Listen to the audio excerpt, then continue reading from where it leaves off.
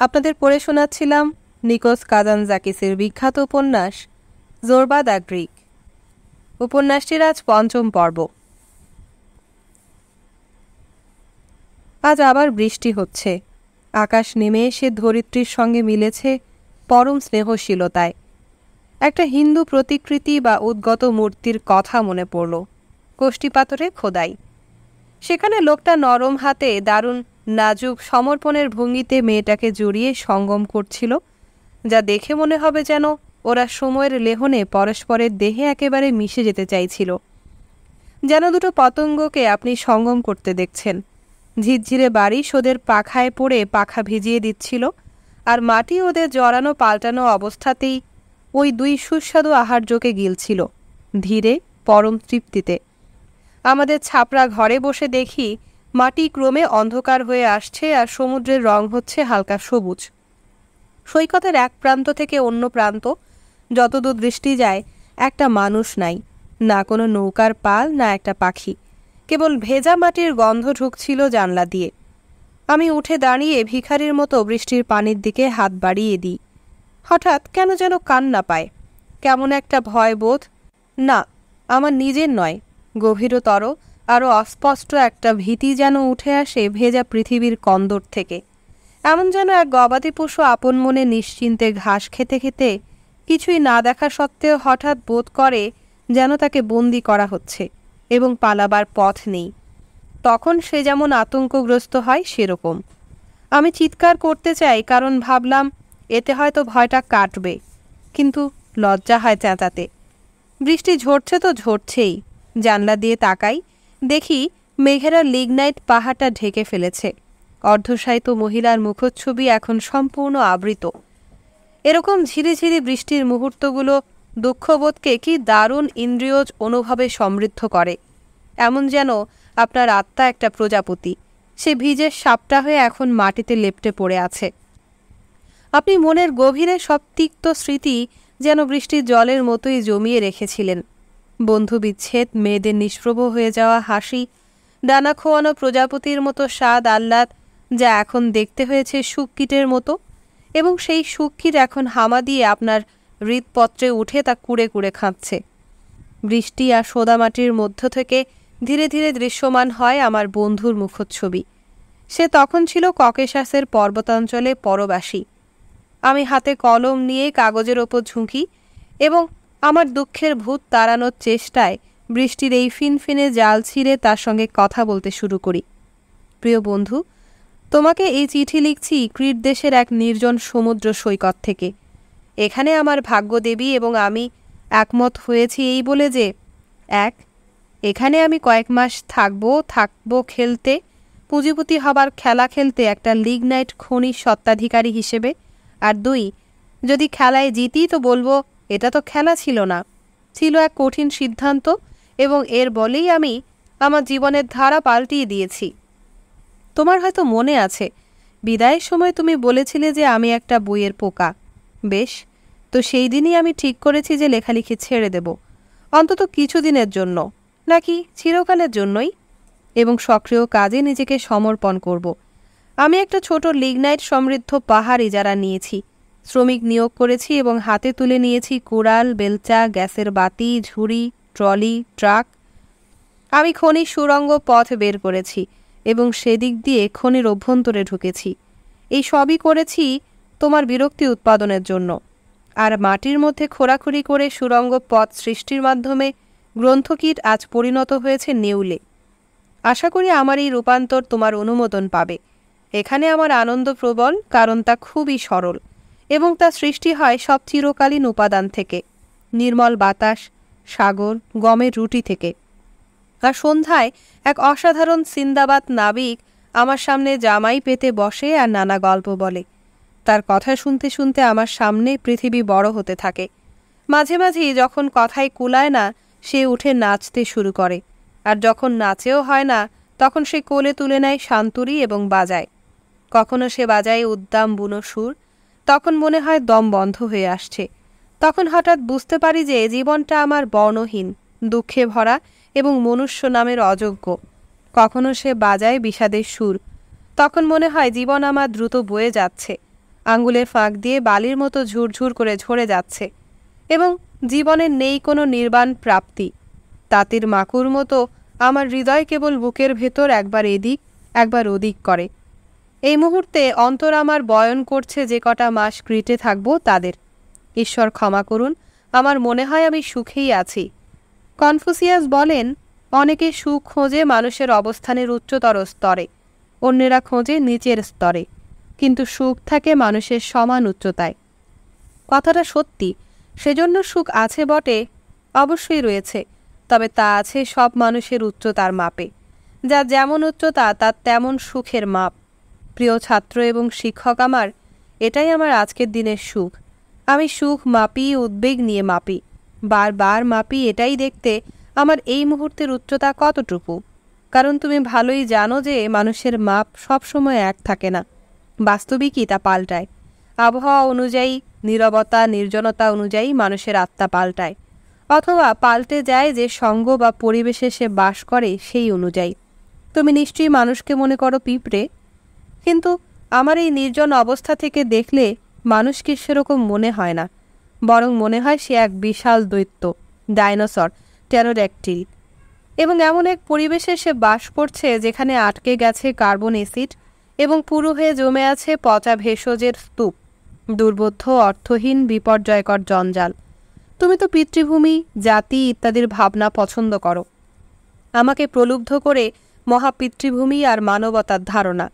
কিন্তু এখানে ধ্বংসের এই সর্বগ্রাসী অবক্ষয়ের পরিবেশে এদের মূল্য একই।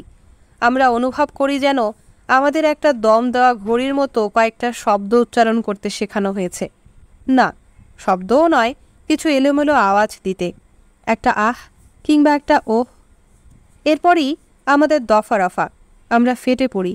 সবচেয়ে উন্নত ধারণার পেটও যদি চিরে ফেলা যায় তো দেখি সেখানে সব পুতুল।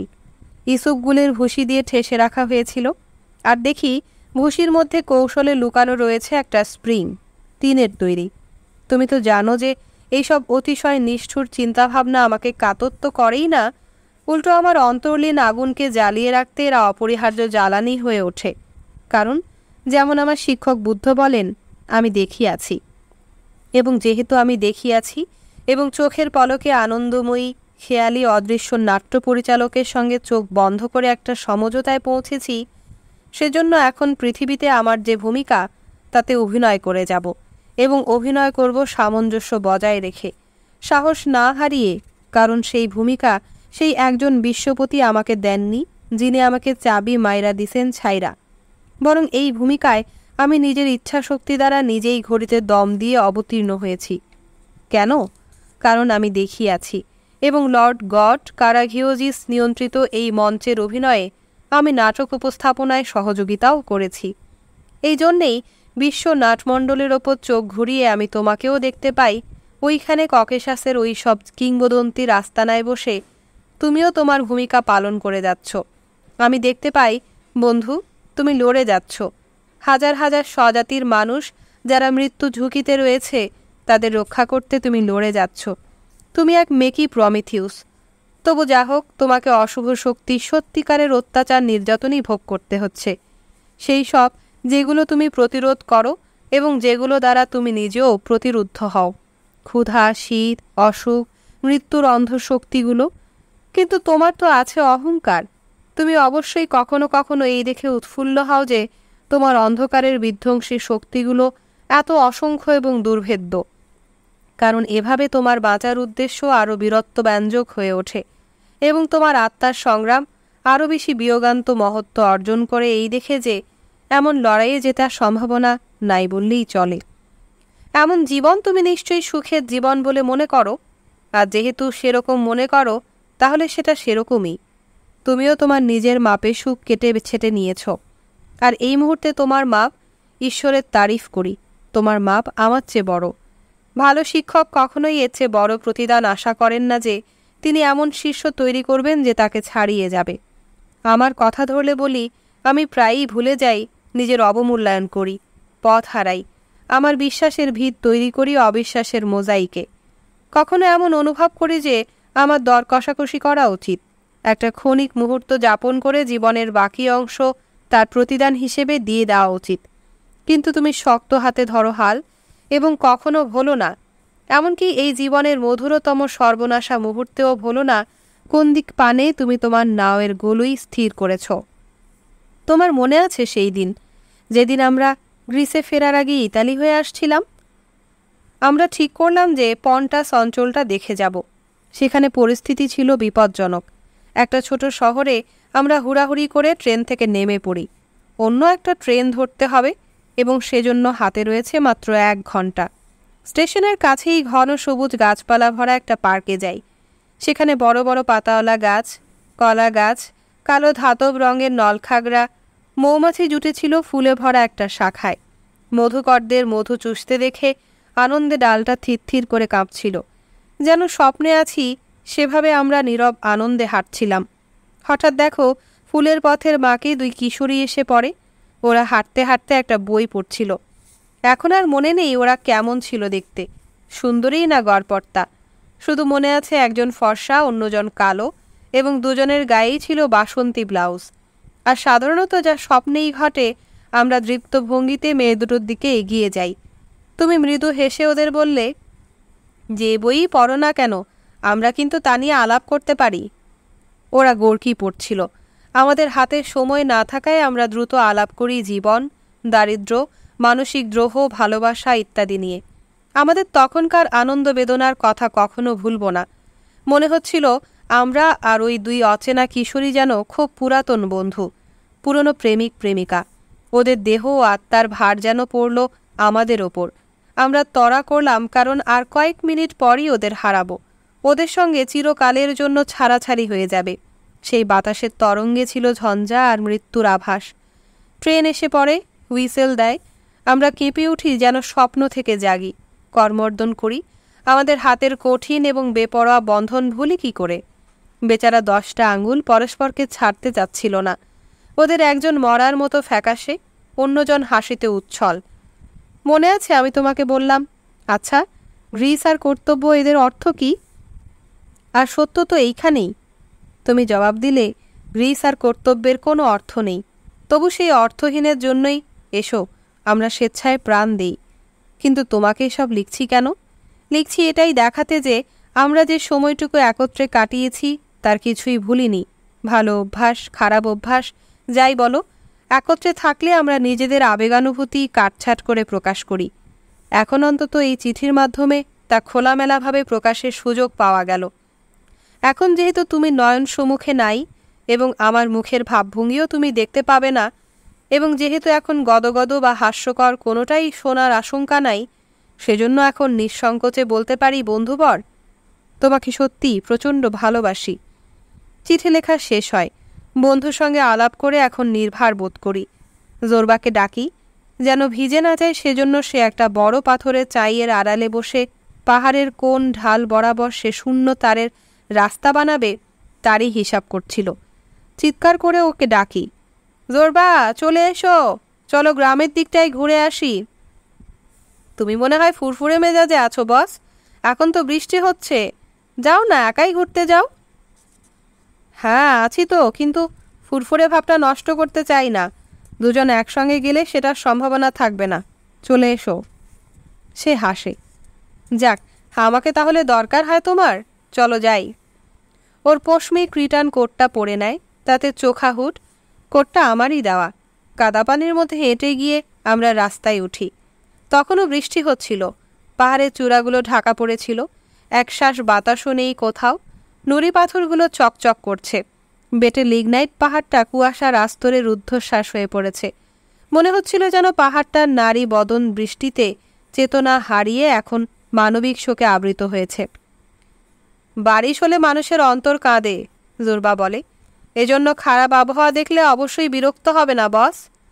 সে একটা ঝোপের পাশে গিয়ে উপুর হয়ে বর্ষার প্রথম ফোঁটা ছোট ছোট কয়েকটা বুনো ড্যাফোডিল ছিঁড়ে নেয়। অনেকক্ষণ তাকিয়ে দেখে, যেন দেখার স্বাদ মিটছে না, যেন এই প্রথম দেখছে সে ড্যাফোডিল ফুল। চোখ বন্ধ করে গন্ধ নিয়ে সে দীর্ঘশ্বাস ফেলে এবং ফুলগুলো আমার দিকে এগিয়ে দেয়। যদি জানতাম বস, পাথর, বৃষ্টি আর ফুলেরা কি বলে, হয়তো ওরা আমাদের ডাক দেয়, আর ওদের ডাক আমরা শুনতে পাই না, ঠিক যেমন আমরা ডাকলে ওরা শোনে না। মানুষের কান কবে খুলবে বস? কবে আমরা চোখ খুলব দেখার জন্য? কবে দুহাত প্রসারিত করে সব কিছুকে জড়িয়ে ধরব? পাথর, ফুল, বৃষ্টি, মানুষ, সবাইকে। তুমি কি মনে করো বস? আর তোমার বইগুলাই বা কি বলে এ সম্পর্কে? ধুত্তরি, জাহান্নামে যাক। জোরবার প্রিয় বচনটাই ব্যবহার করি। জাহান্নামে যাক। বইয়ে এইটা বলে, আর কিছু নয়। জোরবা আমার বাহু চেপে ধরে। তোমাকে আমার একটা ইচ্ছার কথা বলি বস, কিন্তু রাগ করতে পারবা না। তোমার ওই বইগুলার একটা স্তূপ করো, এরপর জ্বালায় দাও। তুমি তো বোকা নও, আসল কি? তখন কে জানে, হয়তো তুমিও কাজের কিছু করতে পারবা। ঠিক ঠিক, সে ঠিক, মনে মনে চিৎকার করে বলি। ঠিক, কিন্তু আমি তো তা পারবো না। জোরবা মুহূর্তটা ইতস্তত করে কি ভাবে, এরপর বলে, আমার কথা ধরো তো বলি, আমি দু একটা জিনিস বুঝতে পারি। কি বোঝো জোরবা, বলে ফেলো। জানি না, কিন্তু মনে হয় বোধহয় বুঝি একটা কিছু। কিন্তু তোমাকে যদি বলতে যাই তো যাবে নষ্ট হয়ে। কোনো একদিন যদি ভালো মেজাজে থাকি তো আমি সেইটা তোমাকে নেচে দেখাবো। বৃষ্টি আবার জোরে নামল। আমরা তখন গ্রামে ঢুকছি। কিশোরী মেয়েরা মাঠ থেকে ভেড়ার পাল নিয়ে আসছে। কৃষকরা জোয়ালের বলদ ছেড়ে দিয়ে আধা চষা জমি ফেলে আসছিল। গায়ের ভেতরের অলিগলিতে মায়েরা বাচ্চাদের ধরে আনতে ছোটাছুটি করছিল। ঝুম বৃষ্টি শুরু হবার সঙ্গে একটা হুড়াহুড়ির উল্লাসধ্বনি উঠছিল চতুর্দিকে। মহিলারা চেঁচাচ্ছিল তার স্বরে, কিন্তু চোখে ওদের হাসির ঝলক। পুরুষদের শক্ত খাড়া দাড়ি থেকে, পাকানো গোঁফ থেকে বড় বড় জলের ফোঁটা ঝরছিল। মাটি, শিলা, তৃণ সবাই কড়া শুকে ঝাঁঝে উদ্বেলিত হয়েছিল। ভিজে জবজবে হয়ে আমরা মডেস্টি ক্যাফে এবং বুচার শপে হুমড়ি খেয়ে ঢুকি। দোকানটা খদ্দেরে ভরা। তিনজনের দলে ভাগ হয়ে অনেকেই তাসের খেলা, রাসান, প্রেফারেন্স খেলছিল। অন্য বহু জুটি গলা ফাটিয়ে কথা বলছিল। শুনে মনে হবে যেন দূর পাহাড়ের চূড়ায় দাঁড়িয়ে ওরা একে অন্যকে বাজখাই গলায় ডাকাডাকি করছে। এক কোণে কাঠের তক্তায় তৈরি উঁচু মঞ্চের মতো জায়গায় একটা ছোট টেবিল ঘিরে আসীন হয়ে কিছু মুরব্বী মোড়ল বসেছিল। আঙ্কেল আনাগনস্তিস ছিল চওড়া হাতার সাদা শার্ট পরা, রাশভারী মাভরান্দনী হুঁকো খাচ্ছিল আর থেকে থেকে মেঝের দিকে চোখের নাটা সেটে রাখছিল। রোগা গায়ে পড়া স্কুল শিক্ষক মুখে একটা প্রসন্ন প্রশ্রয়ের ভাব নিয়ে হাতের ছড়িতে ভর দিয়ে দানবের মতো রোমশ লম্বা চওড়া একজনের জমানো গল্প শুনছিল। এই লোকটি সম্প্রতি ইরাকলিও সফর করে এসে সেখানকার অবাক করা সব কাহিনী বলছিল। ক্যাফের মালিক কাউন্টারের ওপাশে দাঁড়িয়ে শুনছিল, হাসছিল, আবার জ্বলন্ত কয়লার ওপর রাখা সারি সারি কফির কেটলির দিকেও নজর রাখছিল। আমাদের দেখেই আঙ্কেল আনাগনস্তিস স্বাগত জানাতে উঠে দাঁড়ায়। আরে এসো এসো বন্ধুরা, স্ফাকিয়া ননিকোলিস আমাদের ইরাকলিওর গল্প শোনাচ্ছে। সেখানে কী সব আজব জিনিস দেখেছে, শুনেছে, ওর সঙ্গে কি কি ঘটেছে সেসবেরই মজাদার কেচ্ছা বলছে, শুনবে, এসো। এরপর ক্যাফের মালিকের দিকে ফিরে বলে, ম্যানোলাকাস 2 গ্লাস রাখি। আমরা বসি। গিয়েও রাখাল বেগানা মানুষ দেখে খোলসে গুটিয়ে গিয়ে এখন খামোশ হয়ে যায়। বেশ তো ক্যাপ্টেন নিকোলিস, তুমি তাহলে থিয়েটারেও গিয়ে ঢুকেছিলে? স্কুল শিক্ষক ওকে কথা বলাবার জন্য জিজ্ঞেস করে।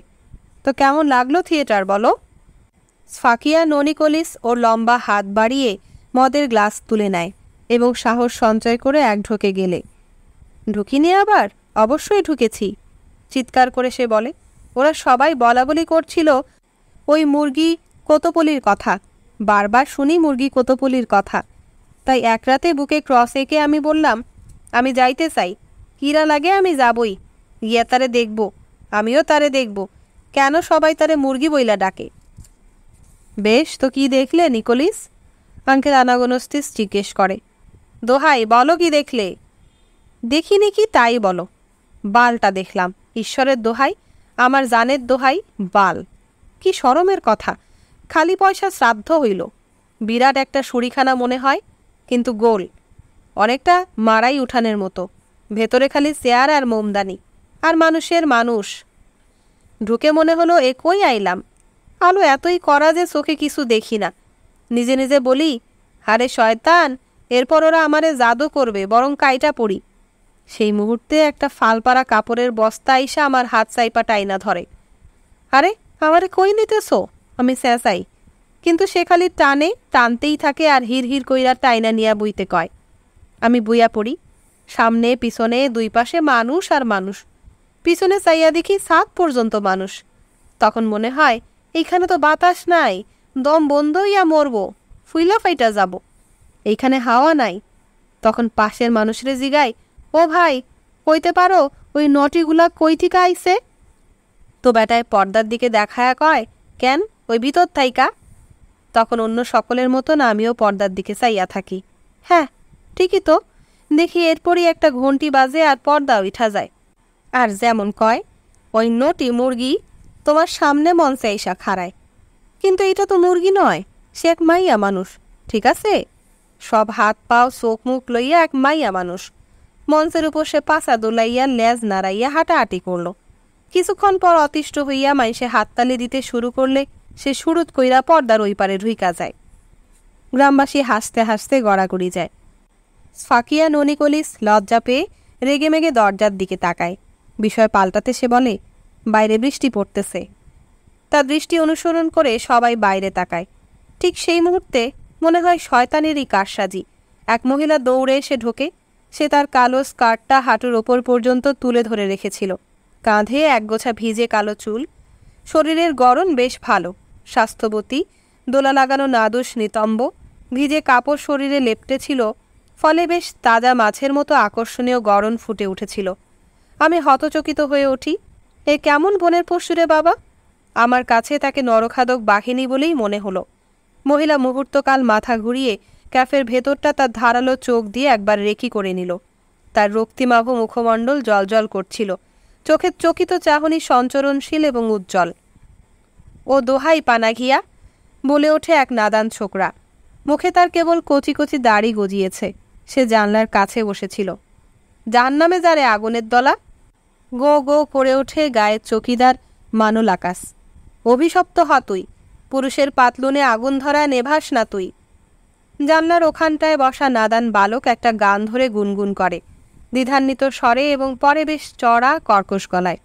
বিধবার সিথানে বালিশ, তাতে নারাঙ্গি ফুলের গন্ধ ভাসে। আমিও পাইছি সেটা, সেই থেকে দুনয়নে নিন্দ নাহি আসে। খামোশ! হুকার নল নাচাতে নাচাতে হুঙ্কার দেয় মাওরান নদিস। কিশোর ছোকরা চুপ হয়ে যায়। এক বৃদ্ধ, তার বড় বড় চুল খাড়া হয়ে আছে।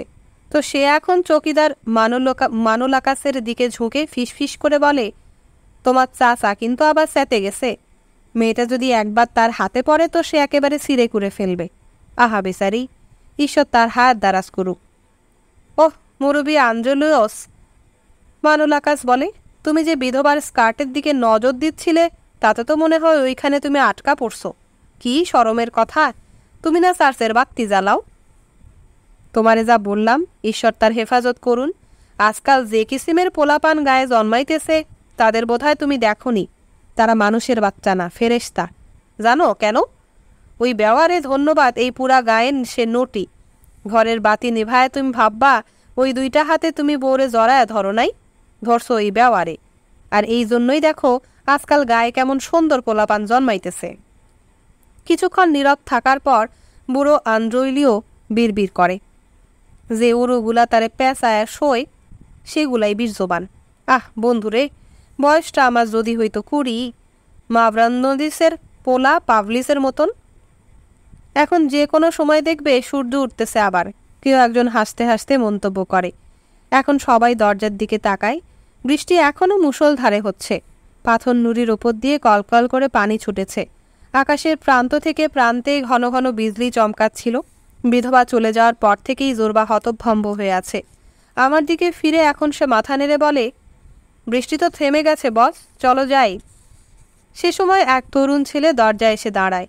তার পা খালি, ভেজা অবিন্যস্ত চুল আর বড় বড় চোখে বন্য দৃষ্টি। বিগ্রহ শিল্পীরা জন দ্য ব্যাপটিস্টের মূর্তিও এর আদলেই বানায়। ক্ষুধা আর প্রার্থনার তোরে দৃষ্টি তার স্ফীতকায়। ওকে দেখে অনেকে হাসতে হাসতে চেঁচায়, এই যে মিমিথস। প্রত্যেক গ্রামেই থাকে একজন হাবাগোবা প্রকৃতির লোক। যদি না থাকে তো লোকে ফুর্তি ফাট্টা করে সময় কাটাবার জন্য একজনকে এরকম বানিয়ে নেয়। এই গ্রামের সেরকম গবেটি হচ্ছে এই মিমিথস। মিমিথস ঢুকে তার মেয়েলি গলায় তো তো করতে করতে বলে, গ্রামবাসী বন্ধুরা, বেওয়া শর্মেলিনা তার ভেরি হারায় ফেলছে। কেউ পাইলে তার এসে 6 কিলো মদ পুরস্কার দিবে বলছে। দূর হ, মাভরান্দনিস চেঁচায়। দূর হয় এখান থিকা। ভয় পেয়ে মিমিথোস দরজার কোনায় জড়সড় হয়ে দাঁড়িয়ে থাকে। বসরে মিমিথোস, এক গ্লাস রাখি খা, ঠান্ডা না লাগে। গ্রামে পাগলা সাগলা একটা না থাকলে যে কি হতো আমাদের। দরজার বাইরে গোবরাটে এক লম্বা রোগা যুবক, চোখ তার ছলছলে নীল, তো সে এসে দাঁড়ায়। সে হাঁপাচ্ছিল এবং তার কপালে সেঁটে থাকা চুল থেকে পানি ঝরছিল। এই যে পাভলিস, মানুলোকাস ডাকে। এই যে ভাইরে, এসো, ভেতরে এসে চেয়ার টেনে বসো। মাভরান্দনিস ফিরে ওর ছেলেকে দেখে ভুরু কোঁচকায়। এই কি আমার পোলা? নিশ্চয়ই মনে মনে বলে সে। সেই পিচ্ছি জঘন্য জিনিসটা কোন শয়তানের মতো হচ্ছে দেখতে। আমার তো ইচ্ছা হয় ওর ঘাড়ে ধরে একটা অক্টোপাসের মতো তুলে পাথরের ঠেকনা দেই। জোরবাকে মনে হচ্ছিল জ্বলন্ত কয়লার ওপর বসে আছে। ওই রাড়ি যুবতী তার মনে আগুন জ্বালায় গেছে। এই ক্যাফের চার দেয়ালের মধ্যে তাকে আর ধরে রাখা যাচ্ছিল না। চলো যাই, চলো যাই। দফায় দফায় সে আমার কানের কাছে ফিসফিস করছিল। এখানে বেশিক্ষণ থাকলে আমরা ফেটে যাব মনে হচ্ছে। ওর কাছে মনে হচ্ছিল যেন আকাশে মেঘ কেটে গেছে এবং সূর্য দেখা যাচ্ছে। ক্যাফের মালিকের কাছে যায় সে। নিরাসক্ত হবার ভান করে সে জিজ্ঞেস করে, কে ওই বিধবা মহিলা? ও, সে তো এক মাদি ঘোড়া, কান্দো মানোলিসের উত্তর। এই বলে সে ঠোঁটে তর্জনী চেপে মাভরান্দনিসের দিকে অর্থপূর্ণ চাহনি দেয়। মাভরান্দনিস তখন আবার মেঝের দিকে দৃষ্টি নিবদ্ধ করে তাকিয়েছিল। মাদি ঘোড়াই বটে, সে পুনরাবৃত্তি করে। ওর কথা না বলাই ভালো, গুনাহ হবে। মাভরান্দনিস উঠে পড়ে এবং গড়গড়ার চারপাশ দিয়ে নলটা পেঁচিয়ে নেয়। মাপ করো সবাই, সে বলে, আমি বাসায় যাচ্ছি। পাভলিস, চল আমার সাথে, আয় পিছে পিছে। সে ছেলের আগে আগে চলে। আমাদের সামনে দিয়েই ওরা বেরিয়ে যায় এবং বৃষ্টির মধ্যে অদৃশ্যও হয় মুহূর্তে। মানুলাকাসও উঠে পড়ে এবং ওদের পিছে পিছে বের হয়। মাভরান্দনিস উঠে গেলে তৎক্ষণাৎ সেই চেয়ারে বসে কান্দো মানোলিওস। আহা বেচারা মাভরান্দনিস! এত আস্তে করে সে বলে যে আশপাশের টেবিলে থেকেও কিছু শোনা যায় না। এই ঝামেলায় পড়ে বেচারা বুড়া মানুষ একেবারে ফেটে পড়বে। ওর বাসায় বড় বিপদ। নিজের কানেই শুনি যে পাভলিস ওর বাপকে বলছে, তারে যদি বিয়া করে ঘরে না তুলতে পারি তো সাগরে ডুব দিয়া মরব। কিন্তু ওই বেশরম রাড়ি মাগি তো তারে চায় না। সে বলে, আরে যা গিয়া, আগে তোর নাক ঝাইরে আয়, যা। চলো বস, জোরবা আবার তাগাদা দেয়। বিধবা সম্পর্কে যাই বলা হচ্ছিল তাতেই সে বেশি বেশি উত্তেজিত ও অস্থির হয়ে পড়ছিল। এখন মোরগ বাঁকতে শুরু করেছে। বৃষ্টি কিছুটা হালকা হয়ে এসেছে। হ্যাঁ চলো যাই, উঠতে উঠতে আমি বলি। মিমিথোসও ওর জায়গা থেকে লাফিয়ে উঠে আমাদের পিছে পিছে বেরিয়ে পড়ে। নুড়ি পাথরগুলো চকচক করছিল। বাসাবাড়ির দরজা বৃষ্টিতে ভিজে কালো হয়ে গেছে। গ্রামের বৃদ্ধারা বাস্কেট হাতে বেরিয়ে আসছিল গুগলি শামুক ধরবে বলে। মিমিথোস পা চালিয়ে আমার কাছে এসে আমার কাঁধ স্পর্শ করে। একটা সিগারেট হবে বস? সে জানতে চায়। পিড়িতে বরাত খুলবে যদি দাও। আমি দিই একটা সিগারেট। হাত দিজ্জিরে রোদে পোড়া একটা হাত বাড়িয়ে নেয় সে। আগুনও লাগবে, দাও। আমি লাইটার জ্বালিয়ে এগিয়ে ধরি। সে সিগারেট ধরিয়ে একটা শুক টান দিয়ে ধোঁয়াগুলো ফুসফুসে নেয় এবং চোখ আধা বন্ধ করে নাক দিয়ে ধোঁয়া ছাড়ে। আহ, ওর গলায় তৃপ্তির আওয়াজ। কোথায় যাচ্ছ তুমি? বেওয়ার বাগানে। সে বলেছে তার ভেরি হারানোর সংবাদ যদি ঢেরা পিটিয়ে জানাই দেই তো কিছু খাইতে দিবে। আমরা দ্রুত হাঁটছিলাম। আকাশের মেঘে স্থানে স্থানে ফাটল ধরেছে। সারাটা গ্রাম বৃষ্টির জলে ধুয়ে এখন সজীব হয়ে উঠেছে এবং হাসছে। বেওয়াকে তোমার পছন্দ হয় মিমিথোস? জোরবা জিজ্ঞেস করে। ওর নিচের ঠোঁট ততক্ষণে ঝুলে পড়েছে। প্রশ্ন শুনে মিমিথোস হিহি করে হাসে। বন্ধু, কেন হবে না বলো? আমিও কি সব্বাইয়ের মতো নালা থিকা পয়দা হইনি? নালা থেকে? অবাক হয়ে আমি জিজ্ঞেস করি, কি বলছো মিমিথোস? তার মানে হলো মায়ের নারী ভুড়ি থিকা। আমি তাজ্জব হয়ে যাই। আমার মনে হলো কেবল একজন শেক্সপিয়রই বোধহয় তার সর্বোচ্চ সৃজনশীল মুহূর্তে এরকম ঘোরতর বিরস জন্মরহস্যের নগ্ন বাস্তবতা প্রকাশ করতে পারে। আমি মিমিথোসের দিকে তাকাই। ও চোখ বড় বড় এবং তাতে মদিরতা। দেখি চোখ দুটো সামান্য টেরাও। তোমার সময় কাটে কি করে মিমিথোস? কিভাবে কাটে? পাশার মতো। সকালে ঘুম থেকে উঠি, একটু রুটি খাই, তারপর শুরু হয় হাজারটা কাম। সবই অন্য মানুষের কাম। যে কোনো কাম, যে কোনো জায়গায়। এটা ওটা ফরমাস খাটি, সার নিয়ে যাই ঠেলাগাড়িতে, ঘোড়ার গোবর সংগ্রহ করি, মাছ ধরার একটা ছিপও আছে, যাই মাছ ধরতে। আমার চাচি লেনিওর সঙ্গে থাকি, সে মরার গান গায়, ভাড়ায় খাটে। তারে চিনবা, সবাই তারে চেনে, মানুষে তার ফটো পর্যন্ত তোলে। সন্ধ্যায় বাড়ি যাই, বাটি ভরা খাবার খাই, একটু মদও যদি থাকে, না থাকলে ঈশ্বরের দেওয়া পানিই খাই যত পারি, তাতে পেট ফুইলা ঢোল হয়, তারপর গুড নাইট। তুমি বিয়ে করবে না মিমিথোস, সবার মতো? বিয়া করব? এইটা কি কও, আমি তো পাগলা। সাও বিয়া কইরা আরো ঝামেলায় আটকাই। বউয়ের জুতা দরকার হয় তো জুতা পাই কই? দেখো আমার নিজেরই পাও খালি।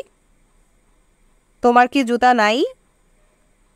আমারে কি মনে করো, অবশ্যই রইছে। গত বছর এক বেটায় মরলে আমার খালা লেনিও তার পাও থিকা টাইনা নিছে। সেই জুতা ইস্টারে পরছি। চার্চে গিয়া পাদ্রি সাহেবের দিকে হা কইরা চাইয়া থাকি। চার্চ থেকে বাড়াইয়া জুতা খুলি, তারপর গলায় ঝুলাইয়া বাসায় আসি নাঙ্গা পাই। তোমার সবচেয়ে পছন্দের জিনিস কি মিমিথোস? প্রথম, রুটি। আর কেমনে তা পছন্দ করি? চুরমুরা খাস্তা গরম রুটি, যদি হয় বার্লির আটার রুটি। 2 নম্বর মদ, 3 নম্বর নিন্দ। মেয়ে মানুষ? ফুহ, খাও দাও আর বিছানায় শুইতে যাও, ব্যাস। অন্য বাবা কি ঝামেলা। আর তোমার বেওয়া? জাহান্নামে যাও, তোমার ভালোর জন্যই কই। এই বলে সে 3 বার থুতু ফেলে বুকে ক্রুশ আঁকে। তুমি লিখতে পড়তে পারো? কেমনে পারি, যখন ছোট ছিলাম আমারে টাইনা স্কুলে নিছিল, কিন্তু বরাত ভালো, টাইফয়েডে ধরে আর আমি গাধা হইয়া যাই। এইভাবে স্কুল থেকে বাইসা গেলাম। আমার প্রশ্নে জোরবা অতিষ্ঠ হয়ে উঠেছিল, তার মন পড়েছিল বিধবায়। বস, আমার হাত চেপে সে এবং মিমিথোসের দিকে তাকিয়ে বলে, তুমি এগিয়ে যাও, আমরা একটু একা কথা বলবো। আবেগ জড়ানো কণ্ঠে সে গলা নামিয়ে বলে, এইখানে আমি তোমার উপর ভরসা করি বস। এখন আর পুরুষ জাতকে অসম্মান করো না। ঈশ্বর শয়তান নিজে তোমার কাছে এই খাসা খানাটা পাঠায়েছে। তোমার তো দাঁত আছে নাকি? তাহলে খানায় দাঁত বসাও, হাত বাড়ায় খানা মুখে নাও। সৃষ্টিকর্তায় হাত দিছেন কেন কও তো? জিনিসপত্র নেওয়ার জন্য, তাইলে তুইলা নাও।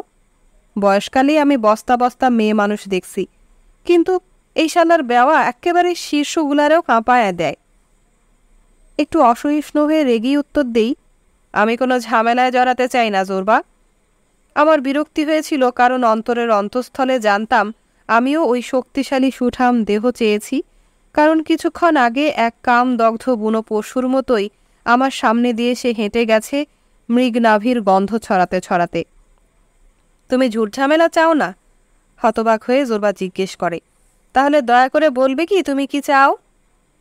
আমি এ প্রশ্নের উত্তর দিই না। বস, জীবন মানেই ঝামেলা, জোরবা বলতেই থাকে। মরণেই মাত্র ঝামেলা নাই, বাঁচতে হলেই ঝামেলা। জানো বাঁচার মানে কি? আরে পিন্ধন খোলো আর ঝামেলা খোঁজো। এরপরও আমি কিছু বলি না। জানতাম জোরবা ঠিকই বলেছে, জানতাম, কিন্তু আমার সাহস হয়নি। আমার জীবন ভুল পথে চলেছে এবং মানুষের সঙ্গে আমার যোগাযোগ এসে থেমেছে কেবল আমার স্বগতোক্তিতেই। এতটাই আমার অধপতন ঘটেছে যে যদি আমাকে বলা হয় মেয়ে মানুষের প্রেমে পড়তে চাও নাকি প্রেমের বই পড়তে চাও, তাহলে আমি দ্বিতীয়টাই বেছে নেব। বেশি হিসাব নিকাশ করো না বস, জোরবা বলেই চলে। হিসাবের অঙ্কগুলা ছাড়ো, জঘন্য নিক্তি সব পায়ে দলো, তোমার মুদির দোকানে ঝাঁপিয়ে ফেলো। আমি বলতেছি এখনই সময়, তোমার আত্মা হয় রক্ষা পাবে, নয়তো জাহান্নামের পথ ধরবে, বলে দিলাম। শোনো বস, একটা রুমাল নাও, তাতে 2 কি 3 পাউন্ড কাঁচা মুদ্রা বাঁধো। সোনালিগুলাই নিও, যেন চকচক করে, কাগজের টাকা চকচকানা। এরপর সেইটা মিমিথোসেরে দিয়া পাঠাও। কি কইতে হবে সেটাও শিখায়া দাও। লিগনেট খনির মালিক তোমাকে এই ক্ষুদ্র উপহার পাঠিয়েছে। জিনিসটা ক্ষুদ্র, কিন্তু তার ভালোবাসা অনেক বড়। সে আরও বলেছে যে ভেড়ির জন্য দুশ্চিন্তিত হয়েও না, সেটা যদি হারাইয়াই থাকে তাহলে কাতর হয়েও না, আমি আছি, ভয় নাই। সে আরও বলেছে যে তুমি যখন ক্যাফেতে গিয়েছিলে তখন সে তোমাকে দেখে কাতর হয়ে পড়েছে। কি এমনটা পছন্দ হয়? এরপর আগামীকালই সন্ধ্যায় ওর দরজায় টোকা দাও। লোহা গরম থাকতেই বাড়ি দিতে হয়। ওকে বলো যে তুমি রাস্তা হারাইছো, আন্ধারি রাত, সে কি তোমারে একটা লণ্ঠন দিতে পারে? কিংবা বলো যে হঠাৎ তোমার চক্কর লাগছে, সে কি এক গ্লাস পানি খাওয়াতে পারে? কিংবা আরও ভালো হয় যদি একটা ভেড়ি কিনে ওর কাছে গিয়ে হাজির হও আর বলো, দেখো মেয়ে, এই যে তোমার হারাধন ভেড়ি, আমি এটা খুঁজে পেতে নিয়ে এসেছি। আর তখন শোনো বস, তখন বেওয়া তোমাকে পুরস্কার দেবে, তুমি ঘোড়ায় চড়ে স্বর্গে ঢুকবে বলে দিলাম। হায় ঈশ্বর, আমি যদি পারতাম তোমার পিছে ঘোড়ার পিঠে চড়তে। তোমাকে বলি বস, এছাড়া অন্য কোনো স্বর্গ নাই। হায় রে বন্ধু বস, আর কোনো স্বর্গ নাই? পাদ্রী পুরুতে কি বলে না বলে শুনো না বস, এইটা ছাড়া অন্য কোনো স্বর্গ নাই। নিশ্চয়ই আমরা ততক্ষণে বিধবার বাড়ির বাগানের কাছে এসে গেছি, কারণ দেখি মিমিথোস দীর্ঘশ্বাস ফেলছে আর তার মেয়েলি গলায় দুঃখের গান ধরেছে। মরদদের চাই মদ আর পোলার খেলনা চাই, স্যামরা চাই সেমরি আর সেমরি স্যামরাই। জোরবা লম্বা লম্বা পা ফেলে এগিয়ে যায়। নাসারন্ধ্র তার তিত্তির করে কাঁপে। হঠাৎ সে থেমে পড়ে এবং লম্বা করে শ্বাস টানে। এরপর সরাসরি আমার চোখে তাকায়। বেশ তাহলে, বলে সে মুখে উদ্বেগ নিয়ে অপেক্ষা করে। আরে চলো চলো, চলতে থাকো, কর্কশ স্বরে বলে আমি দ্রুত পা চালাই। জোরবা মাথা নেড়ে গো গো করে কিছু বলে, আমি শুনতে পাই না। আমরা ছাপড়া ঘরে ফিরে এসে জোরবা জামাই পেতে বসে, শান্তরিটা রাখে হাঁটুর উপর এবং মাথা নিচু করে গভীর চিন্তায় ডুবে যায়। মনে হয় সে সবচেয়ে সুন্দর এবং দুঃখের গানটি খুঁজছে। সে পছন্দের সুরটি খুঁজে পায় এবং সেই হৃদয় ভাঙার সুরটি বাজাতে শুরু করে। থেকে থেকে সে আর চোখে আমার দিকে তাকাচ্ছিল। আমার মনে হলো যেন মুখে সে আমাকে যা বলতে পারেনি কিংবা হয়তো বলতে চায়নি, সে কথাগুলি সে শান্তরির মাধ্যমে বলছে। যেন বলছে আমার জীবন আমি বিফলে যেতে দিয়েছি। বলছে যে ওই বিধবা এবং আমি দুজনেই আসমানের নিচে দুই ক্ষুদ্র কীট, বাঁচতে এসেছি মাত্র 1 সেকেন্ডের জন্য, এরপর দুজনেই মরে চিরতরে উধাও হয়ে যাব। শেষ সুযোগ হাতের কাছে, শেষ সুযোগ। এরপর সহসাই জোরবার লাফ দিয়ে খাড়া হয়। হঠাৎ যেন বুঝতে পেরেছে যে বৃথাই সে চেষ্টা করে সময় নষ্ট করছে। দেয়ালের গায়ে সে হেলান দিয়ে দাঁড়ায়, একটা সিগারেট ধরায় এবং কিছুক্ষণ পর বলে, তোমাকে একটা গোপন কাহিনী বলি বস। একবার থেসালুনিকিতে এক হোজা আমাকে যা বলেছিল তোমার কাজে না লাগলেও বলতে চাই। সে সময় থেসালুনিকিতে আমি ফেরি করে জিনিস বেচতাম। গ্রামে গ্রামে ঘুরে আমি সুতার কাটিম, সুই, সন্তুদের জীবনী, রজনের মলম, গোলমরিচ এইসব বিক্রি করতাম। সে সময় আমার বয়স কম, গলার স্বর ছিল নাইটিঙ্গেলের মতো খাঁটি, দুর্লভ। তুমি হয়তো জানো মেয়েরা গলার স্বরেও পটে যায়, আর নটিগুলা পটে না কিসে? মাত্র শয়তানি জানে ওদের পেটে কিসের কারবার। তুমি হতে পারো কুৎসিত অপগণ্ড, হতে পারো নুলাখঞ্জ পূজা, কিন্তু যদি থাকে তোমার মধুর গলা এবং গাইতে পারো তো মেয়েদের মাথা বিগড়ে যায়। আমি তো ফেরি করতাম আর মাঝে মাঝে তুর্কি মহল্লাতেও যেতাম। সেখানে আমার কণ্ঠস্বর এক ধনী মুসলমান মহিলাকে আটকে ফেলে। বাস্তবিকই সে একেবারে মুগ্ধ হয়ে যায়। সে এক বুড়ো হোজা মাওলানাকে ডেকে তার হাতে কিছু তুর্কি স্বর্ণমুদ্রা গছিয়ে দিয়ে বলে, আমান হুজুর, একটু যান না, গিয়ে ওই জবন ফেরিওয়ালাকে একটু আসতে বলেন, ওকে দেখতে চাই। আমি তো আর পারছি না হুজুর। তখন হোজা আমাকে খুঁজে পায়। কাছে এসে সে বলে, এই যে তুমি আসো, আমার সাথে আসো। আমি বলি, না, আমারে কই নিতে চান? তোমারে ডাকে এক তুর্কি খানদানি মহিলা, একেবারে ঝর্ণার শীতল পানির মতো। তোমার জন্য সে অপেক্ষায় আছে, তার ঘরে আসো। কিন্তু আমি তো জানি ওরা রাত্রিবেলা খ্রিস্টানদের তুর্কি মহল্লায় নিয়ে খুন করে, তাই বলি, না, আমি যাব না। তখন হুজুরে কয়, ওহে নাসারা খ্রিস্টান, তোমার কি আল্লাহর ভয়ডর নাই? কেন থাকবে? থাকবে, কারণ যে পুরুষের সুযোগ হয় জেনানার সঙ্গে ঘুমানোর কিন্তু ঘুমায় না, সে তো মহাপাতক, পাপী। কোনো মহিলা যদি তোমারে তার বিছানায় ডাকে আর তুমি না যাও তো তোমার রূহ ধ্বংস হয়ে যাবে। সেই মহিলা তখন হাসরের দিনে আল্লাহ তাআলার সামনে খাড়াইয়া দীর্ঘশ্বাস ফেলবে। আর তখন তুমি যেই হও আর যতই তোমার নেক কাজের হিসাব থাক, ওই একটা শ্বাসই তোমারে উড়ায়ে নিয়ে ফেলবে হাবিয়া দোজখে। জোবরা গঙ্গায়। যদি নরক সত্যিই থাকে বস, তো আমি যাব নরকে, এবং তার একটাই কারণ, না ডাকাতি করার জন্য না, খুন বা পরকিয়া করার জন্যও না, না না, ওসব পাপ কিছুই না, ঈশ্বর সবই ক্ষমা করবে। কিন্তু নরকে যাব কারণ সেই রাতে এক জেনানা আমার জন্য বিছানায় অপেক্ষা করছিল। আমি যাইনি। সে সোজা হয়ে দাঁড়ায়, চুলোয় আগুন ধরায় এবং আমাদের খাবার রান্না করতে বসে। চোখের কোণা দিয়ে একবার আমার দিকে তাকায়, মুখে ফুটে ওঠে তিক্ত হাসি। যে শুনেও শোনে না তার চেয়ে বেশি বয়রা আর কে, বিড়বিড় করে বলে। এরপর রেগেমেগে উপুর হয়ে ভেজা কাঠে ফুঁ দিতে থাকে। অধ্যায় 9। দিন ক্রমশ ছোট হয়ে আসছিল। আলো চলে যাচ্ছিল দ্রুত। শেষ অপরাহ্নে মানুষের অন্তর ক্রমেই অস্থির হয়ে উঠত। একটা আদিম ভীতি আমাদের পেয়ে বসত। ওই ভীতি আমাদের পূর্বপুরুষদেরও ছিল। যখন শীতের মাসে ওরা দেখত প্রতিদিনই সূর্য একটু একটু করে আগেই ডুবছে, আগামীকাল হয়তো সূর্য চিরতরেই ডুবে যাবে। ওরা নিশ্চয়ই হতাশ হয়ে এরকমটি ভেবেছে, আর সারা রাত কোনো পাহাড়ে কাটিয়েছে ভয়ে আতঙ্কে কাঁপতে কাঁপতে, আর অপেক্ষা করেছে পরদিন সকালে সূর্য ওঠে কি ওঠে না। জোরবা এই উদ্বেগ আমার চেয়ে গভীরভাবে আরও আদিমভাবে অনুভব করেছে। এটা এড়াতেই সে রাতের আকাশে তারা ঝিকমিক করে ওঠার আগে খনি সুরঙ্গ পথ ছেড়ে ছাপড়ায় ফিরত না। সৌভাগ্যক্রমে খনি খুঁড়তে খুঁড়তে সে খুব উন্নত মানের লিগনাইট কয়লার সন্ধান পায়। এই কয়লা ছাই কম, খুব সোঁদাও নয়, আবার বিটিইউ সমৃদ্ধ। সে দারুণ খুশি। ওর মনে হয়েছিল যে এতে আমাদের লাভের অঙ্ক বিদ্যুৎ গতিতে বাড়বে, যার ফলে আমাদের পক্ষে সম্ভব হবে ঘুরে বেড়ানো, নারী সম্ভব এবং নতুন পরিকল্পনা হাতে নেওয়া। সে রাত জেগে ভাবছিল কবে বেশ শাঁসানো একটা দান মারবে, তার অসংখ্য ডানা গজাবে, তার কাছে টাকার অপর নাম ডানা, আর সে উড়াল দেবে। এজন্য সারা রাত সে তার ক্ষুদে রেললাইনের তার নিয়ে ভেবে কাটায়। কাঠের কাণ্ডগুলো নামিয়ে আনার জন্য পাহাড়ের সঠিক ঢাল বের করতে আঁকিবুকি করে, যেন সেগুলো ধীরে ওর কথায় আলতো ও মসৃণভাবে নেমে আসে। এমন যেন মনে হয় যেন স্বয়ং ফেরেশতারা সেসব কাঁধে করে নামাচ্ছে। একসময় দেখি সে বড়সড় একটা কাগজ আর কিছু রঙিন পেন্সিল নিয়ে পাহাড় আঁকছে, অরণ্য আঁকছে।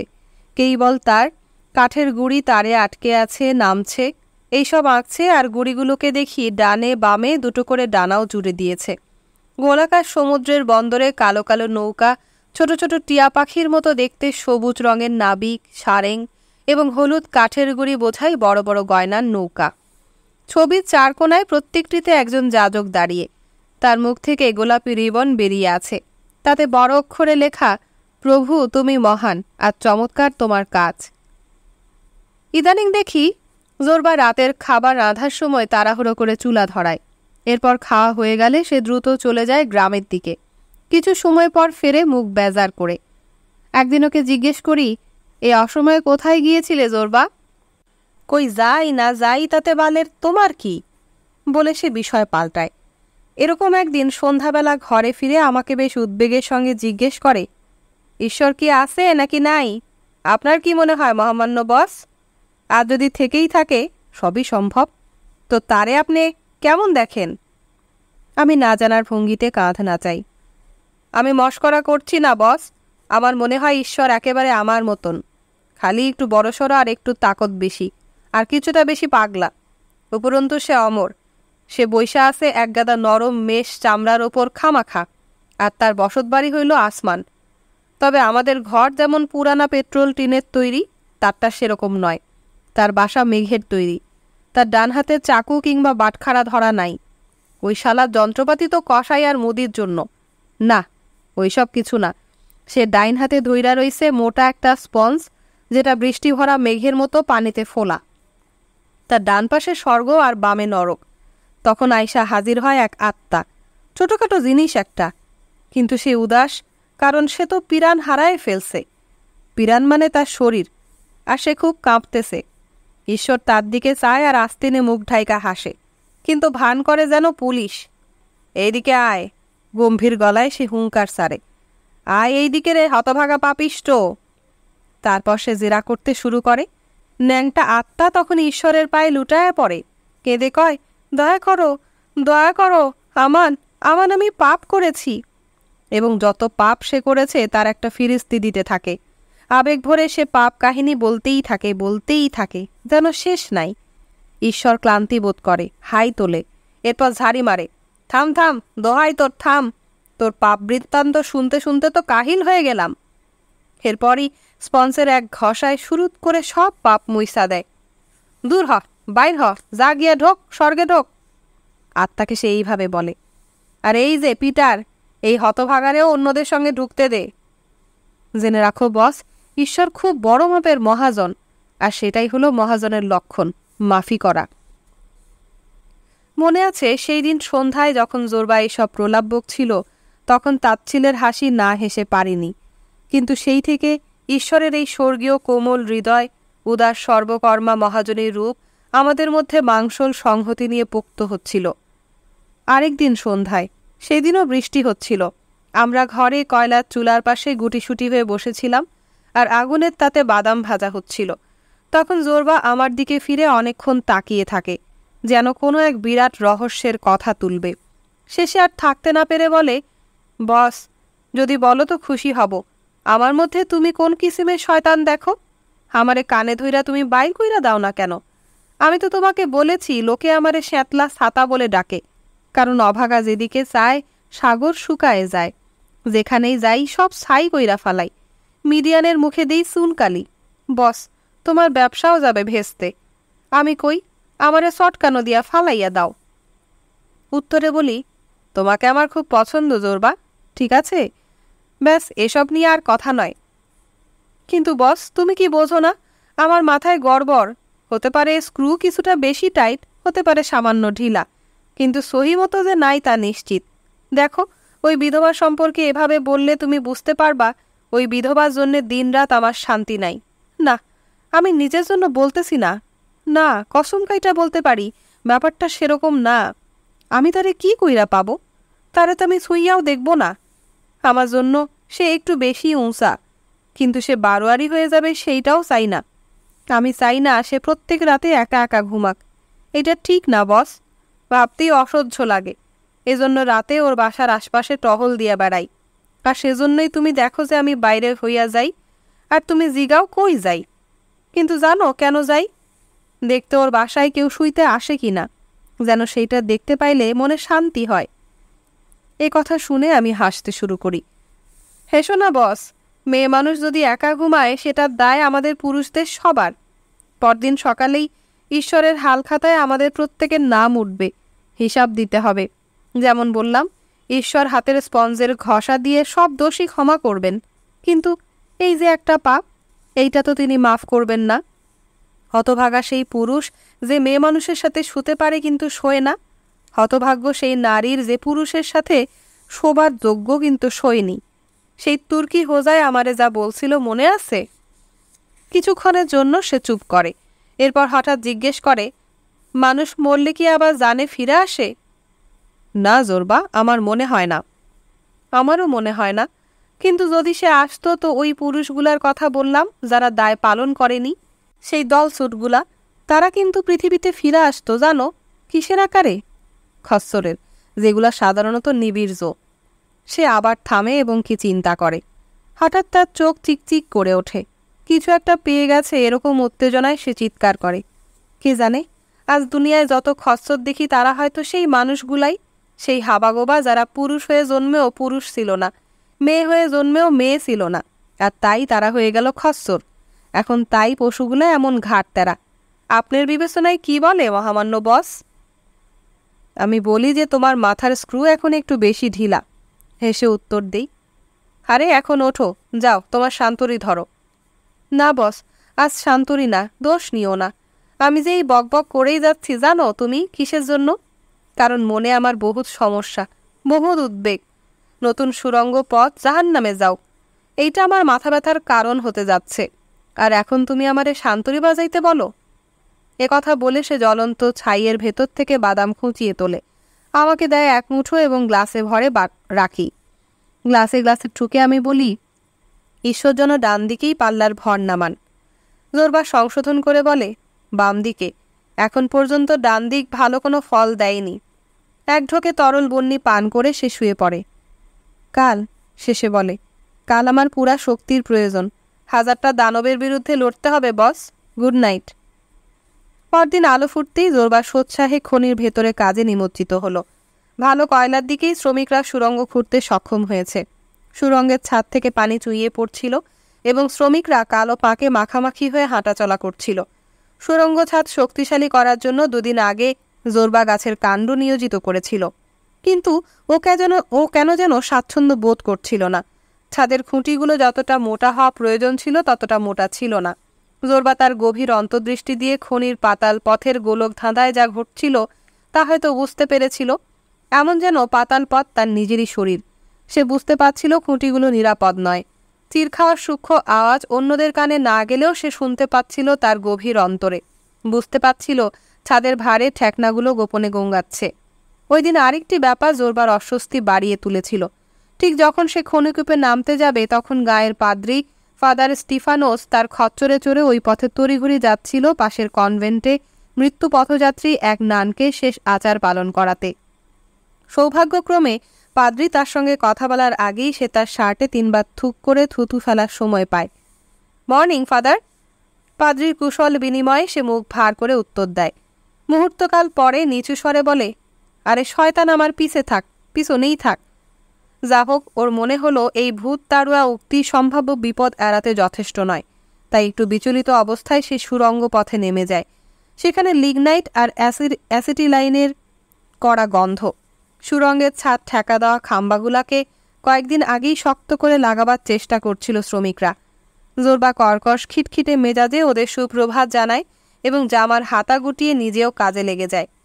ডজনখানেক শ্রমিক লিগনাইটের সীমায় কুপিয়ে কয়লা নামাচ্ছিল এবং পায়ের কাছে জড়ো করছিল। অন্যরা সেই স্তূপ থেকে বেলচা নিয়ে তুলে ছোট ছোট ঠেলাগাড়িতে ভরে বাইরে নিয়ে যাচ্ছিল। হঠাৎ করে জোরবা থেমে যায় এবং শ্রমিকদেরও থামতে বলে কান খাড়া করে থাকে। শহর যেমন তার ঘোড়া শরীরে মিশে এক হয়ে থাকে এবং সারেং থাকে জাহাজের সঙ্গে, তেমনি জোরবাও এই খনির সঙ্গে অবিচ্ছেদ্য হয়ে মিশে গেছে। সুরঙ্গ পথের জটা জাল বিস্তারকে সে নিজের মাংসের ভেতরকার রক শিরার মতোই অনুভব করে এবং কয়লার কালো স্তূপ যা তাকে আগাম দেখতে দেয় না, জোরবা তা সচেতন মানবিক স্বচ্ছতায় বুঝে ফেলে। বড় বড় রোমশ কান পেতে মনোযোগ দিয়ে শুনে সে সুরঙ্গ পথে উঁকি দেয়।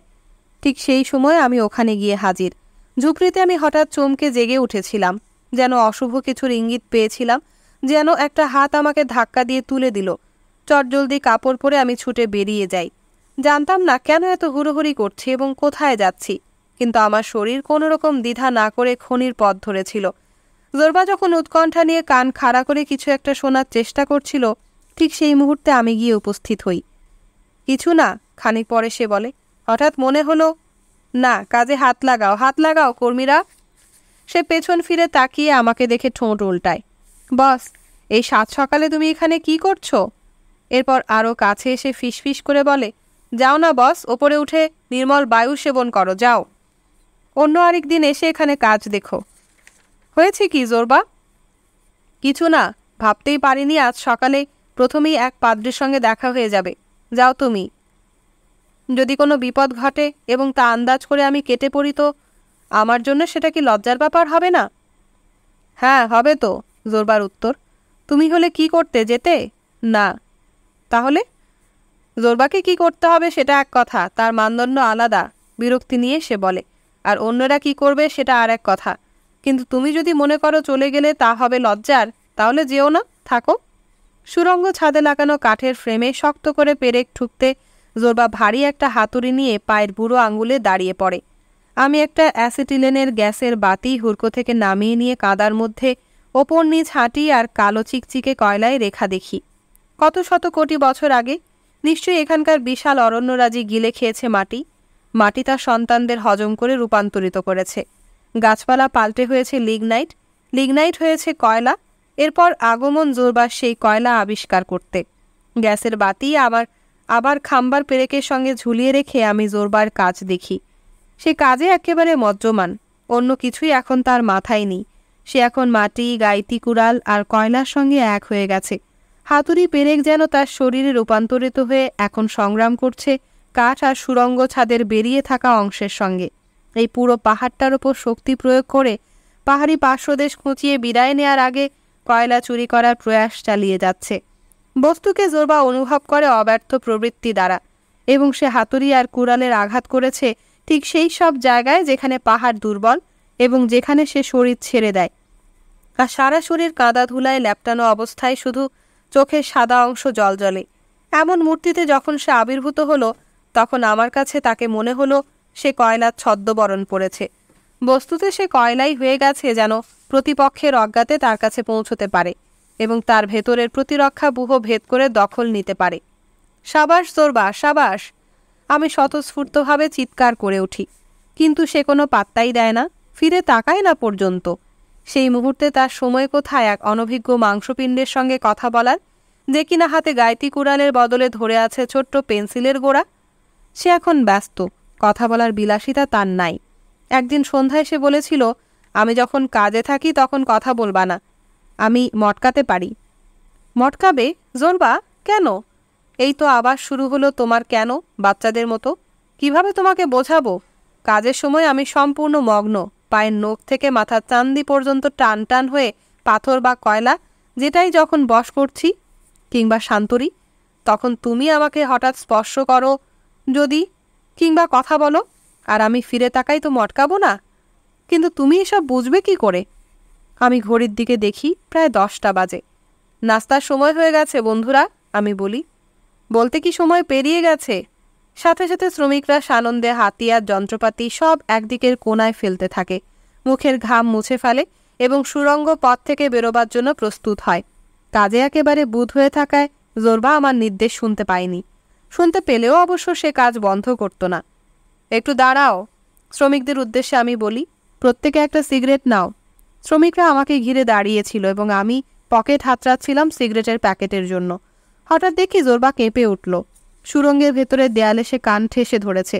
গ্যাসের বাতির আলোয় দেখি ওর মুখ একবার হা হয়ে গেছে, একবারে বন্ধ হয়ে যাচ্ছে হিচুনি দিয়ে। আরে কি হলো জোরবা? আমি চেঁচাই, কিন্তু সেই মুহূর্তে মনে হলো যেন মাথার উপর পুরো সুড়ঙ্গ ছাদ কাঁপছে। বাইরেও সব, গেট আউট! কর্কশ্বরে জোরবা চিৎকার করে, আউট আউট! আমরা পড়ি কি মরি করে দৌড়াই প্রবেশ পথের দিকে, কিন্তু প্রথম কাঠের ফ্রেমের কাছে না পৌঁছতেই আমাদের মাথার উপর আরও জোরে কাঠ ভাঙা আওয়াজ হয়। সেই মুহূর্তে জোরবা একটা বড় কাঠের গুঁড়ি খাড়া করে সিলিংয়ের অন্য যে কাঠ আলগা হয়ে এসেছিল তাতে ঠেকা দেওয়ার চেষ্টা করছিল। সে যদি আরও জলদি এটা করতে পারে তাহলে হয়তো তার ছাদটাকে ধসে পড়া থেকে কয়েক সেকেন্ড রক্ষা করা যাবে এবং তাতে আমাদের বেরিয়ে আসারও সময় হবে। বাইর হও সব, জলদি, গেট আউট! জোরবা আবার চেঁচায়, কিন্তু এইবার তার স্বর মনে হলো চাপা এবং অস্পষ্ট, যেন সে আসছে মাটির কন্দর থেকে। সংকটকালে মানুষ যেমন হঠাৎ ভীত হয়ে পড়ে এবং নিজের প্রাণটি বাঁচাতে চায়, সেরকম আমরাও ভয়ে ছুটে বেরিয়ে আসি জোরবার কথা না ভেবেই। কিন্তু কয়েক সেকেন্ড পর আমি সাহস করে আবার ছুটে যাই সুড়ঙ্গে। জোরবা, জোরবা! তার স্বরে চেঁচাই। অন্তত সে সময় আমার মনে হচ্ছিল যেন চিৎকার করছি, কিন্তু পরে বুঝতে পারি তখন আমার গলা থেকে কোনো আওয়াজই বেরোয়নি। ভয় চেপে ধরেছিল আমার কণ্ঠ। আমার খুব লজ্জা হলো। আমি সুড়ঙ্গ পথে আরেকবার এক পা এগিয়ে গেলাম, দুহাত বাড়িয়ে। সেই মুহূর্তে জোরবা কোনো রকমে বড় খুঁটিটা ঠেকা দিয়ে রেখে দৌড়ে বেরিয়ে আসছিল। তার সারা গায়ে ম্যাচপ্যাচে কাদা। অন্ধকারে সে সরাসরি দৌড়ে এসে আমার সঙ্গে ধাক্কা খেলে আমরা পরস্পরের বাহু জড়াজড়ি করে পড়ে যাই। বেরোতে হবে, আউট আউট! আধারুদ্ধ কণ্ঠে সে চেঁচায়। আমরা হুটোপুটি করে দৌড়ে প্রবেশপথের আলোয় চলে আসি। ভীত বিহ্বল শ্রমিকরা প্রবেশপথে ভিড় করে গুহার ভেতরে কান পেতে শুনছিল। তাদের মুখ কালচে হলুদ। এরপর আমরা তৃতীয় এবং আগের চেয়েও বেশ জোরে একটা ভাঙনের শব্দ শুনি, যেন ঝড়ে গাছের কাণ্ড একেবারে মাছ বরাবর চিরে ভেঙে পড়ছে। তখন হঠাৎ এক ভয়ঙ্কর গর্জন, বজ্রপাতের মতো। পাহাড়ের সবটাই যেন কেঁপে ওঠে এবং গুহার সুড়ঙ্গ পথ ধসে যায়। ও ঈশ্বর! বলে বিড়বিড় করে শ্রমিকরা এবং বুকে ক্রুশ আঁকে। জোরবা ওদের দিকে তাকিয়ে রেগে বলে, তোমরা কি গাইতি কুড়াল সব গুহায় রাইখা আসছো নাকি? শ্রমিকরা কিছুই বলে না। যন্ত্রপাতি সাথে নিয়ে বাড়াওনি কেন? ক্রোধে উন্মত্ত হয়ে জিজ্ঞেস করে জোরবা। পিরান হাইগ্যা মাখাইয়া ফেলছো না? বীর পুঙ্গবের দল, যন্ত্রগুলা গেল, খুব খারাপ, খুবই খারাপ। ও জোরবা, এখন কি গাইতি কুড়াল খোঁজার সময়? আমি ওদের মাঝখানে হস্তক্ষেপ করি। সবাই নিরাপদে অক্ষত আছি, এটাই তো যথেষ্ট। আর এজন্য তোমাকেই হুররে জোরবা। আমাদের সবার জীবন বাঁচলো তোমার জন্যই। আমার ক্ষুধা লাগছে, এটা একেবারে ক্ষুধায় শান দিছে, জোরবা বলে। সে তার পোটলাটা রেখেছিল একটা পাথরের ওপর, সেটায় মোড়ানো ছিল নাস্তা। এখন সেটা খুলে ভেতর থেকে কিছু রুটি, জলপাই, পেঁয়াজ, একটা সেদ্ধ আলু আর ছোট এক বোতল মদ বের করে। মুখ ভরা খাবার নিয়ে সে এখন বলে, আরে চলে আসো সবাই, খেয়ে নাও। সে খুব তাড়াহুড়ো করে খায়, যেন হঠাৎ করেই তার শক্তি ফুরিয়ে গেছে এবং হৃৎপিণ্ডে দ্রুত রক্ত সরবরাহের ব্যবস্থা করে আবার সে তা পূরণ করতে চায়। চুপচাপ উপর হয়ে বসে সে খায়। কুমড়ার খোলে রাখা মদটুকু মাথা পেছনে করে গলায় ঢালে। শুষ্ক গলা দিয়ে গলগল করে মদ নেমে যায়। ইতিমধ্যে শ্রমিকদেরও মনোবল ফিরে এসেছে। ওরাও যার যার কাজ করা পশমের পুটলি খুলে খেতে শুরু করে। জোরবাকে ঘিরে জামাই পেতে বসে, ওরা খায় আর ওর দিকে তাকায়। ওরা এতই কৃতজ্ঞবোধ করছিল যেন ওর পায়ে লুটিয়ে পড়ে ওরা ধন্যবাদ জানাবে, ওর হাতে ধরে চুমু খাবে। কিন্তু ওরা তো জানে কি রূঢ় এবং আজব প্রকৃতির মানুষ সে। এজন্যই কেউই সাহস করে কিছু বলতে এগিয়ে আসে না। শেষে ওদের মধ্যে যে বয়স্ক মিচেলিস, প্রশস্ত পাকা গোফলা লোকটা সাহস করে বলে, অ্যালেক্সি বাবা, আপনি না থাকলে আমাদের বালবাচ্চা সব আজ এতিম হয়ে যেত বাবা। চপ, খামোশ! মুখ ভরা খাবার নিয়ে গর্জায় জোরবা। এরপর কেউ আর একটা কথাও বলতে সাহস পায় না।